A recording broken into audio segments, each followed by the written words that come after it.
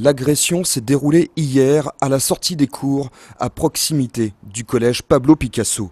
Il est 13 h lorsqu'un élève de 3e âgé de 14 ans est roué de coups par une quinzaine de jeunes, pour la plupart armés de battes de baseball. Des coups d'une rare violence pleuvent, plusieurs élèves vont assister à la scène.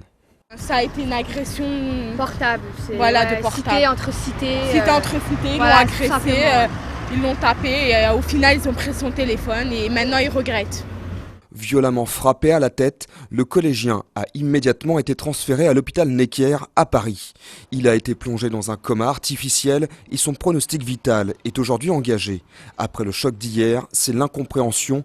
Personne ne comprend pourquoi on s'est attaqué à ce garçon sans histoire. C'était un mec cool, il n'avait pas d'embrouille, il rentre chez lui, il sortait, il n'avait même pas eu d'ennui dans le collège.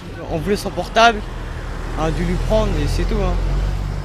En tout cas, moi on m'a rien dit sur lui. On m'a dit qu'il était gentil, il ne cherchait pas d'embrouille. Depuis ce matin, une équipe de 5 psychologues est à disposition des élèves pour les aider à exprimer ce qu'ils ont vécu. La principale du collège n'arrive pas à expliquer ce déchaînement de violence. Elle parle d'un établissement sans problème. On ne comprend pas, d'autant qu'il n'y a aucune tension au sein de l'établissement.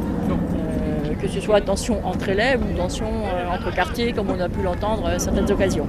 Non, il n'y a aucune tension. Nous travaillons dans un climat qui est totalement serein.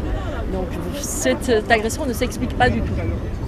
Des parents d'élèves ont d'ores et déjà réclamé plus de sécurité autour de l'établissement. L'enquête a été confiée à la sûreté départementale. 2 jeunes de 15 et 17 ans ont été interpellés.